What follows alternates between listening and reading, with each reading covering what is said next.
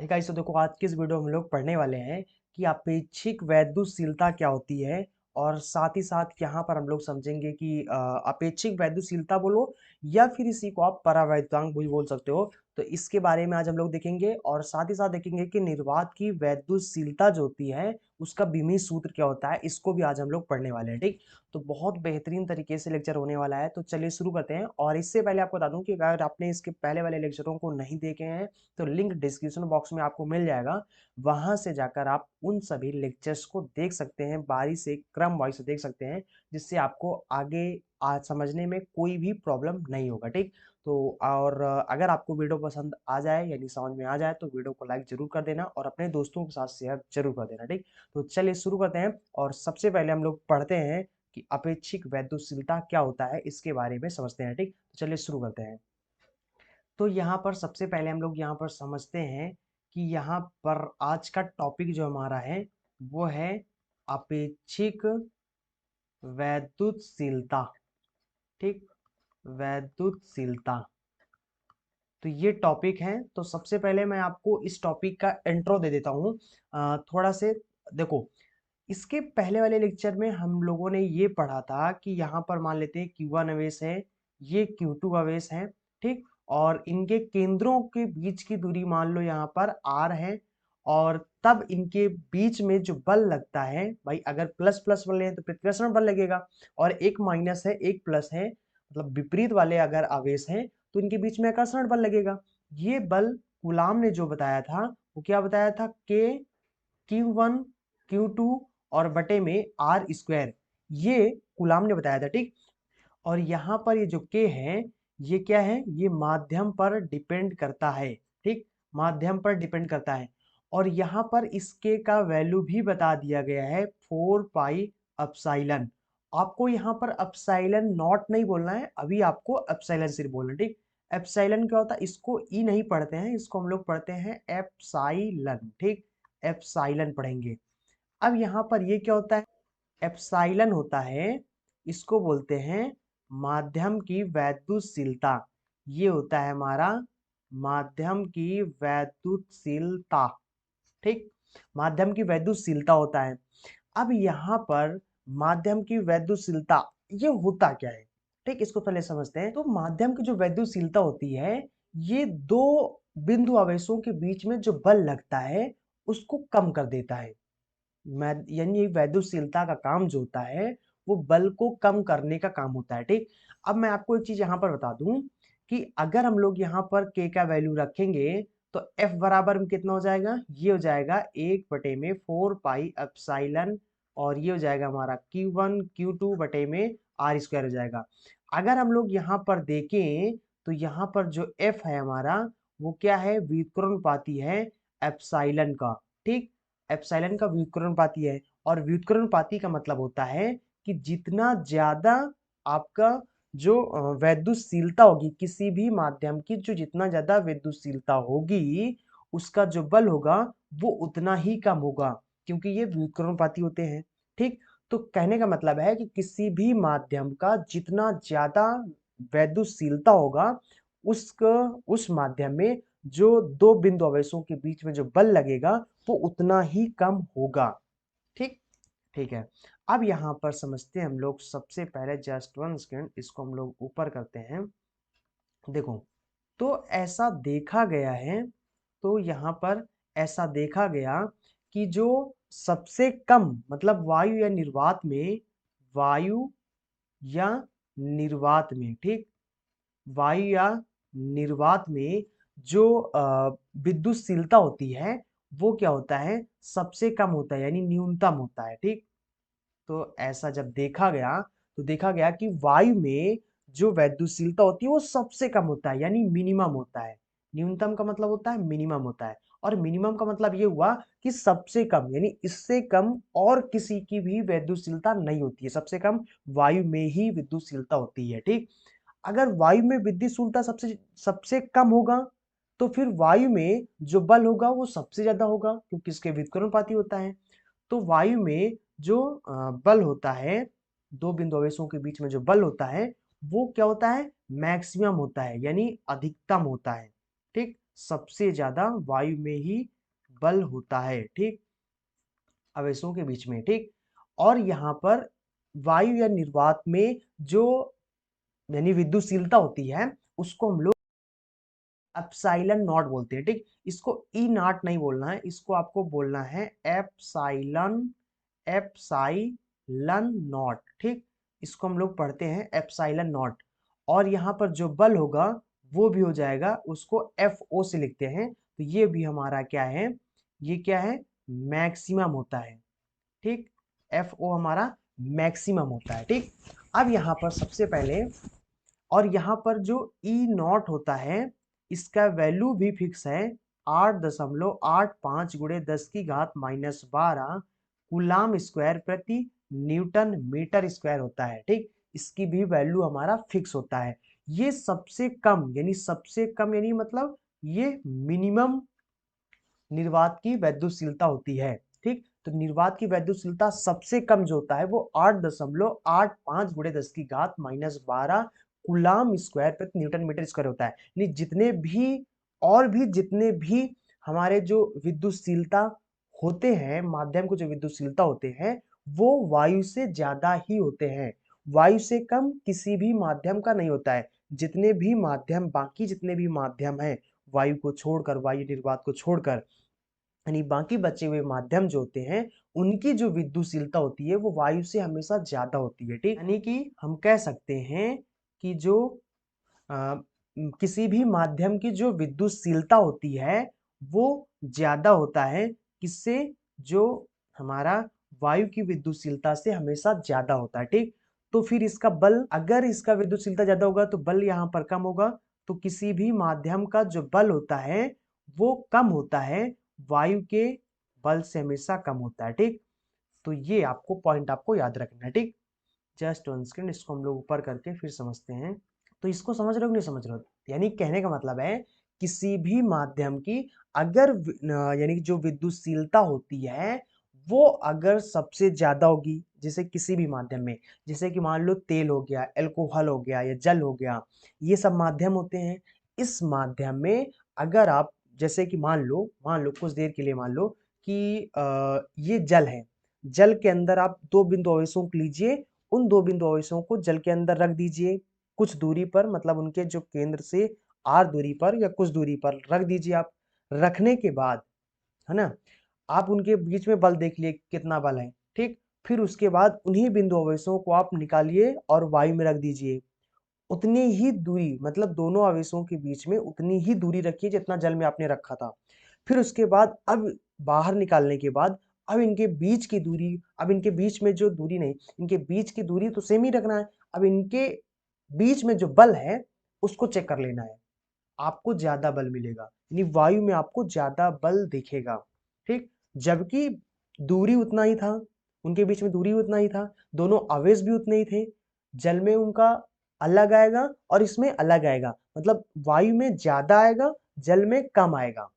तो वही चीज कहने का मतलब है, क्यों क्यों वायु में कम आता है, क्योंकि वायु की जो विद्युतशीलता होती है वो सबसे कम होती है, और माध्यम में, किसी भी माध्यम में जो उसकी जो विद्युतशीलता होती है वो ज्यादा होती है।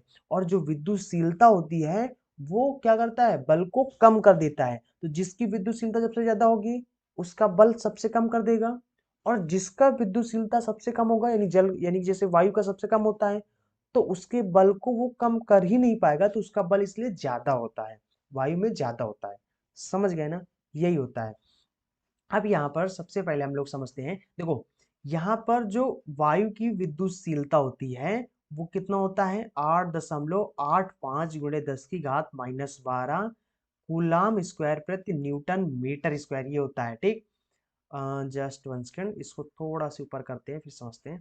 देखो, और यहाँ पर ये सबसे कम होता है, ठीक, यानी मिनिमम होता है। ये वैल्यू क्या होता है, मिनिमम होता है। मिनिमम का मतलब होता है न्यूनतम होता है, ठीक। और अगर ये न्यूनतम होगा तो फिर इसमें जो बल होता है वो क्या होता है, मैक्सिमम होता है। जो बल होता है हमारा वो क्या होता है, अधिकतम होता है वायु में, ठीक। अगर हम देखें बाकी सबका कम होता है, देखो जैसे कि अगर हम बता दें कि यहाँ पर जो वाटर होता है, ठीक, वाटर की जो विद्युतशीलता होती है वो कितना होता है, 7.12 गुणे में 10 की घात -10 कूलाम स्क्वायर प्रति न्यूटन मीटर स्क्वायर होता है। ठीक, यानी वाटर में जल की जो विद्युतशीलता होती है वो 7.12 गुणे 10 की घात -10 कूलाम स्क्वायर प्रति न्यूटन मीटर स्क्वायर होता है। ठीक, अगर हम लोग देखें तो ये क्या है, ये इससे बहुत बहुत बहुत ज्यादा है। ठीक, मतलब इससे बहुत ज्यादा है। तो वायु में आप देख सकते हो कि यहाँ पर वायु में जो विद्युतशीलता है वो कम होता है और जल में विद्युतशीलता बहुत, जल की विद्युतशीलता देखो बहुत ज्यादा है। ठीक, आप देख सकते हो यहाँ पर। तो कहने का मतलब ये चीज है। ठीक, इसी तरीके से अगर हम लोग ग्लास का देखें, जो कांच होता है, कांच की जो विद्युतशीलता होती है वो कितना होता है, 3.01 गुणे 10 की घात -11 कूलाम स्क्वायर प्रति न्यूटन मीटर स्क्वायर। यानी कांच की जो विद्युतशीलता होती है वो भी अगर हम लोग देखें तो वो भी क्या होता है, वायु की विद्युतशीलता से ज्यादा होता है। तो किसी भी माध्यम में जो विद्युतशीलता होती है वो वायु से ज्यादा होती है हमेशा, हर एक माध्यम की, कोई भी माध्यम ले लो। तो यानी कहने का मतलब है ये सब होते हैं। ठीक, तो जैसे कि यहाँ पर आप देख सकते हो कि यहाँ पर वायु में, मतलब वायु का सबसे कम होता है। ठीक, और किसी भी माध्यम में, चाहे वायु में, चाहे आप जल में ले लो, चाहे आप कांच में ले लो, इन सब में इनका इसी तरीके से, आप चाहे तेल का ले लो, चाहे आप एल्कोहल ले लो, मतलब जो शराब होते हैं ना, जो एल्कोहल होते हैं, उनके अंदर भी ले लो, ये किसी भी माध्यम में ले लो, जो उनकी जो वैद्युतशीलता होती है वो हमेशा हमेशा वायु से ज्यादा आता है। ठीक, हम लोग बोल सकते हैं कि किसी भी माध्यम की जो विद्युतशीलता होती है वो ज्यादा होती है वायु के विद्युतशीलता से, यानी ज्यादा होती है, फिर ज्यादा की तरफ मुंह खुला होता है। ठीक, तो इस तरीके से हम बोल सकते हैं कि ज्यादा होता है। अब यहाँ पर ज्यादा होता है, लेकिन अब ज्यादा होता है तो क्या किसी भी माध्यम की विद्युतशीलता अगर हमें निकालना हो या बताना हो तो क्या हमें इन सबको याद करना पड़ेगा? मतलब जैसे कि बहुत से माध्यम होते हैं, क्या सबको याद करना पड़ेगा? तो लोगों को प्रॉब्लम्स है, लोगों ने कहा कि क्या सबको याद करना पड़ेगा? तो सबको ये ना याद करने के लिए एक तरीका होता है जिससे आप किसी भी माध्यम का विद्युतशीलता निकाल सकते हो, अगर आपको अपेक्षिक वैद्युतशीलता पता है तो। ठीक, तो ये कॉन्सेप्ट हमारा आता है वहीं से, अपेक्षिक वैद्युतशीलता का। अपेक्षिक वैद्युतशीलता, अपेक्षिक वैद्युतशीलता क्या होता है, एप्सिलॉन और बराबर में एप्सिलॉन एम बटे में एप्सिलॉन नॉट होता है। ठीक, तो ये क्या होता है, अपेक्षिक वैद्युतशीलता होता है वायु की वैद्युतशीलता के सापेक्ष जो माध्यम की वैद्युतशीलता होती है उसको हम लोग बोलते हैं यानी कि अपेक्षिक वैद्युतशीलता। इन दोनों को अगर तिर्यक मल्टीप्लाई कर दो तो माध्यम की जो वैद्युतशीलता आ जाएगा वो क्या हो जाएगा, एप्सिलॉन आर गुणे में एप्सिलॉन नॉट।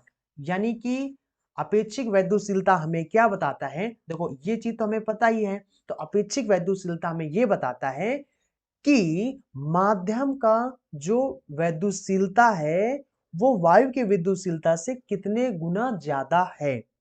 तो अपेक्षिक वैद्युतशीलता सिर्फ हमें यही बताता है कि वायु के विद्युतशीलता से जो माध्यम की वैद्युतशीलता है वो कितने गुना ज्यादा है। अगर हमें किसी भी माध्यम का जो अपेक्षिक वैद्युतशीलता पता चल जाए तो हम लोग बता सकते हैं उस माध्यम की जो विद्युतशीलता होगी उसको हम बता सकते हैं। ठीक, जैसे कि मैं आपको यहाँ पर बताता हूँ। जैसे कि अगर मान लो मैंने कह दिया, ऐसे एग्जाम्पल में मान लो मैंने आपको बोल दिया कि जल की जो वैद्युत है ना, जस्ट वन सेकेंड, जल की जो अपेक्षिक वैद्युतशीलता है, अपेक्षिक वैद्युतशीलता, ठीक, जल की जो अपेक्षिक वैद्युतशीलता है ई आर, वो कितना है, वो मान लो मैंने बता दिया कि 50 है। तो तो ई डब्ल्यू ज्ञात कीजिए। ठीक, ई डब्ल्यू का मतलब होता है कि वाटर की यानी जल की जो वैद्युतशीलता है उसको ज्ञात करके बताओ। ठीक, तो वो क्या हो जाएगा, तो ये होता है हमारा एप्सिलॉन एम बटे में एप्सिलॉन नॉट बराबर में ई आर होता है, एप्सिलॉन नॉट होता है। एप्सिलॉन आर की वैल्यू कितना है, 50 है, तो यहाँ पर हम 50 रख देंगे। ठीक, तो यहाँ पर इसको इस तिर्यक गुणा कर दें तो यहाँ पर हो जाएगा एप्सिलॉन m बराबर में 50 गुणे में एप्सिलॉन नॉट आ जाएगा। तो यहाँ पर हम बता सकते हैं कि जो जल की वैद्युतशीलता होगी वो वायु की वैद्युतशीलता की 50 गुना होगा। अगर ये 50 गुना ज्यादा होगा, वायु की वैद्युतशीलता का 50 गुना ज्यादा होगा, तो बल कितना होगा फिर? बल तो इसके व्युत्क्रमानुपाती होता है। व्युत्क्रमानुपाती का मतलब अगर ये 50 गुना ज्यादा तो बल 50 गुना कम होगा। तो यानी इस माध्यम में जो बल होगा वो वायु माध्यम में यानी वायु या निर्वात में जो बल होगा उसका 50 गुना कम होगा। ठीक, मतलब कि इसमें 50 गुना कम होगा, मतलब जल में 50 गुना कम होगा, बल कम होगा। ठीक, किसके तुलना में? वायु की तुलना में। ठीक, तो समझ रहे हो? तो ये होता है। तो ये क्या है हमारा 50 क्या है? 50 हमारा एप्सिलॉन आर होता है, यानी अपेक्षिक वैद्युतशीलता है। तो यहां से अपेक्षिक वैद्युतशीलता को हम लोग ऐसे भी डिफाइन कर सकते हैं कि ये एफ नॉट बटे में एप्सिलॉन आर। ठीक, तो इसको हम ऐसे भी डिफाइन कर सकते हैं। ठीक, तो अपेक्षिक वैद्युतशीलता को हम लोग दो तरीके से बता सकते हैं। या तो आप बता दो कि अपेक्षिक वैद्युतशीलता क्या होता है? किसी भी माध्यम की जो वैद्युतशीलता होती है, अपेक्षिक वैद्युतशीलता में ये बताता है किसी भी माध्यम की वैद्युतशीलता जो है वो वायु की अपेक्षा कितने गुना ज्यादा है, ये चीज बताता है। दूसरी चीज आप इसको ऐसे भी बता सकते हो कि किसी भी माध्यम में जो वैद्युत बल होता है, जो स्थिर वैद्युत बल होता है, वो वायु में जो स्थिर वैद्युत बल होता है उसके कितने गुना कम होता है, ये हमें बताता है। समझ लो? तो इस तरीके से भी आप इसको डिफाइन कर सकते हो, या फिर आप वैद्युतशीलता के टर्म में भी इसको आप डिफाइन कर सकते हो कि कितने गुना ज्यादा होता है, और बल के रूप में बताना है तो कितने गुना कम होता है। इस तरीके से आप डिफाइन कर सकते हो। ठीक, अपेक्षिक वैद्युतशीलता हमें ये बताता है कि माध्यम की जो वैद्युतशीलता होती है वो वायु की अपेक्षा, मतलब वायु की जो वैद्युतशीलता होती है उससे कितने गुना कम, कितने गुना मतलब कितने गुना ज्यादा होता है। ठीक, कम तो बल बताता है। ठीक, अच्छा, ये चीज हमें पता चल गया। ठीक, इसी तरीके से आप किसी भी चीज को निकाल सकते हो।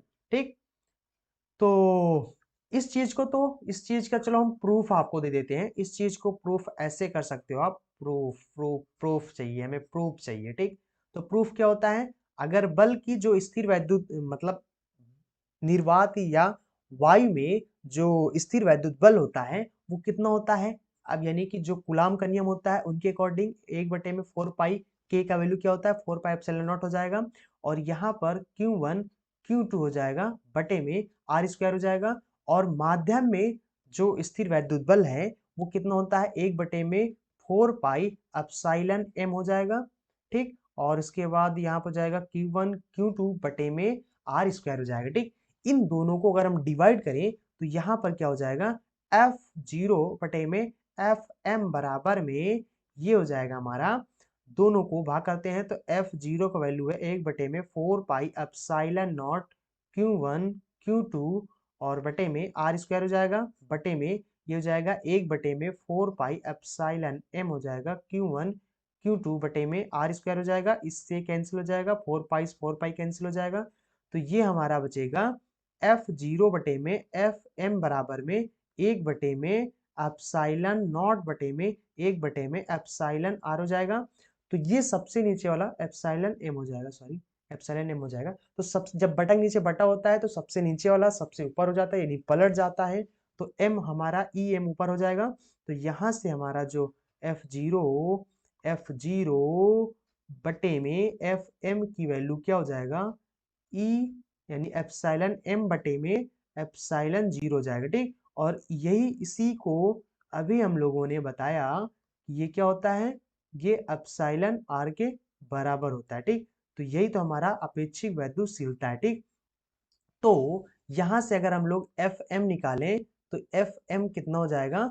इसको ER के स्थान पर रख दो Fm को, और ER को इसके स्थान पर रख दो। ठीक, तो यहाँ पर हो जाएगा हमारा F0 बटे में ER हो जाएगा। ठीक, यानी एप्सिलॉन R हो जाएगा ER में। ठीक, तो ये हो जाएगा। ठीक, इसी तरीके से ये चीज हमें प्रूव करना था, तो ये हमारा प्रूव हो गया। ठीक, तो कहने का मतलब ये है कि एप्सिलॉन, आप यहाँ पर समझ गए ना कि अपेक्षिक वैद्युतशीलता क्या होता है। ठीक, अपेक्षिक वैद्युशीलता आई थिंक आप समझ गए होंगे। अब यहाँ पर हम लोग समझते हैं कि निर्वात की जो वैद्युशीलता होती है वो क्या होता है। ठीक, अपेक्षिक वैद्युशीलता समझ गए। अगर आपको कोई भी डाउट होता है तो पीछे करो वीडियो को, फिर से ध्यान से सुनो, आपको पूरा सब कुछ क्लियर हो जाएगा। ठीक, मैंने आपको यहाँ पर एग्जाम्पल भी यहाँ पर ठीक, यहाँ पर इस तरीके से मैंने सवाल के रूप में आपको एग्जाम्पल भी देकर बता दिया है, ताकि आपको फील आ जाए एकदम ठीक कि अपेक्षिक वैद्युशीलता क्या होता है। तो अब जस्ट वन सेकेंड, हम लोग यहाँ पर समझते हैं कि निर्वात की जो वैद्युशीलता होती है वो क्या होता है। ठीक, तो यहाँ पर हम लोग समझते हैं सबसे पहले कि निर्वात की वैद्युशीलता का विमेय सूत्र। वैद्युतशीलता का विमीय सूत्र पढ़ लेते हैं। ठीक, विमीय सूत्र, निर्वात की वैद्युशीलता का विमीय सूत्र। तो इसके लिए पहले हमें यहाँ पर, तो यहाँ पर बल क्या होता है, एफ जीरो बराबर में 1/4 pi epsilon not Q1 Q2 बटे में आर स्क्वायर होता है। तो यहाँ पर देखो, यहाँ पर जो एप्सिलॉन नॉट की वैल्यू हमें चाहिए, तो एप्सिलॉन नॉट के स्थान को एफ के स्थान पर रख दो और एफ को एप्सिलॉन नॉट के स्थान पर रख दो। तो यहाँ से एप्सिलॉन नॉट क्या हो जाएगा, हो जाएगा 1/4 पाई एफ नॉट Q1 Q2 बटे में आर स्क्वायर हो जाएगा। अब इसका हम लोग बीमी सूत्र निकाल सकते हैं आसानी से। कैसे, देखो, एप्सिलॉन नॉट का बीमी सूत्र, बीमी सूत्र, ठीक, तो ये कितना हो जाएगा, तो ये हो जाएगा हमारा, देखो 1/4 पाई ये तो हमारा कांस्टेंट है, तो इसका तो बीमी सूत्र कुछ होगा नहीं। एफ का जो बीमी सूत्र होता है वो क्या होता है, एमएलटी की पावर -2 होता है, तो एमएलटी की पावर -2 लिख देंगे। ठीक, हमेशा इसको बड़े ब्रैकेट में लिखते हैं बीमी सूत्र को। और यहाँ पर क्यू का जो बीमी सूत्र होता है वो 80 होता है, यहाँ पर 2 क्यू है तो 80 हो जाएगा। उसके बाद बटे में आर बचेगा, आर क्या है, दूरी है, दूरी क्या हो जाएगा, एल स्क्वायर हो जाएगा। ठीक, तो ये हो जाएगा बीमी सूत्र। अब इसको हम लोग लिख लेते हैं, तो यहाँ पर एक ये है, एक ये ए है, ए स्क्वायर हो जाएगा, 2 टी है तो टी स्क्वायर हो जाएगा। उसके बाद में बटे में नीचे हो जाएगा हमारा एम, एल यहाँ पर एक ये है, 2 ये है, तो एल 3 हो जाएगा, टी का पावर -2 हो जाएगा। ठीक, अब इसको जो नीचे है इसको हम लोग ऊपर भेज देते हैं, तो यहाँ पर क्या हो जाएगा, हमारा विमेय सूत्र क्या हो जाएगा, तो इसको जब हम लोग ऊपर भेजेंगे तो ये हो जाएगा हमारा एम इनवर्स बन जाएगा, और एल का घात भी माइनस में हो जाएगा, और टी का घात प्लस में हो जाएगा, और टी का घात ऊपर 2 पहले से था और ए स्क्वायर था। ठीक, तो यहाँ पर पूरा इसको हम लोग टोटल सॉल्व करेंगे तो ये हो जाएगा हमारा एम एल का पावर -3 और टी का घात 4 हो जाएगा और ए का घात 2 हो जाएगा। ठीक, तो ये हमारा एप्सिलॉन नॉट का विमेय सूत्र हो जाएगा। ठीक, तो आई थिंक आप इसको समझ गए होंगे और अपेक्षिक वैद्युशीलता को भी समझ गए होंगे, वैद्युशीलता का मतलब भी समझ गए होंगे। अगर आपको अभी भी कोई डाउट होता है तो आप नीचे कमेंट बॉक्स में बता देना, और इसके बाद हम लोग पढ़ेंगे अगला टॉपिक अगले वीडियो में। और अगर आपको कोई भी डाउट होता है तो नीचे कमेंट बॉक्स में जरूर बता देना, मैं एक अलग सी वीडियो बनाकर आपको फिर से वो समझा दूंगा। ठीक, बस कोई भी डाउट रहना नहीं चाहिए। ठीक, तो अगर आपको वीडियो पसंद आया तो वीडियो को लाइक जरूर करें, और अगर आपने चैनल को सब्सक्राइब नहीं किया चैनल को सब्सक्राइब कर लें, क्योंकि यहाँ पर डेली तरह के एजुकेशनल वीडियो मिलते रहते हैं। ठीक, चलते हैं, मिलेंगे अगले वीडियो में, और दोस्तों के साथ शेयर जरूर करें। चलते हैं, मिलेंगे अगले video. So thanks for watching and so again next video.